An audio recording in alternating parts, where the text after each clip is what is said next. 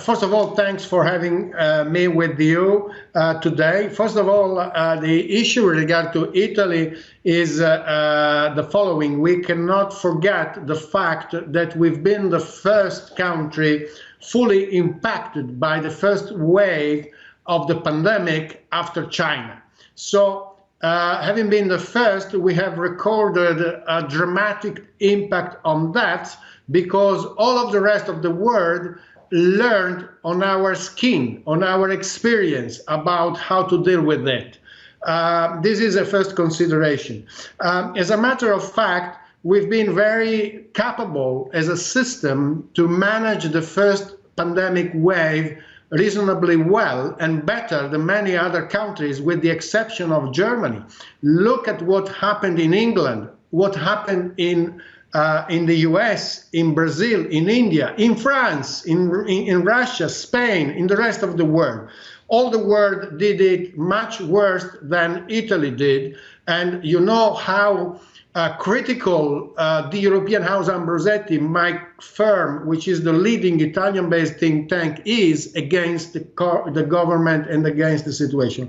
So I think that this must be very explicitly outlined as a matter of fact.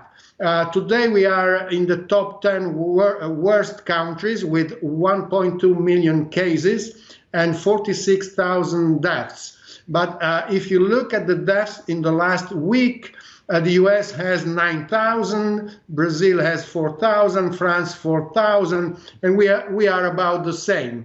Right. So the situation is critical, but it is not dramatic. But let's turn to the economic situation, and just listening to what you said there, I mean, there has been another wave in Italy, and actually if you look at Lombardy, it's already breaking records set during the first peak. But I want to just focus on the economic situation now. How long do you think it's going to take before Italy can get back to where it was pre-pandemic? Yes, that's a very good question. How long it will take will depend on the structural reforms that we are supposed to introduce into our economy.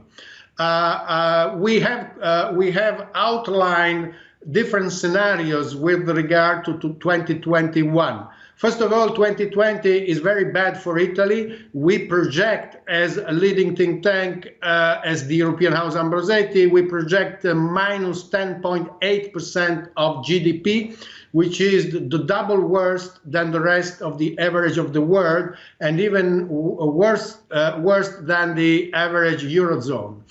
So it will be bad. For 2021, we will rebound in function of the extinction of the second wave and in function of the fact whether we will have or not the third waves.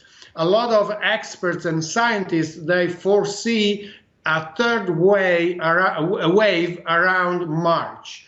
So that will be very different. And we may rebound between 1.5 and 6.5% on 2021. And we will reach the same level of 2019 in function of the following growth and how capable we'll be to invest the recovery fund availability, which is the highest in Europe, 209 billion, into real reforms.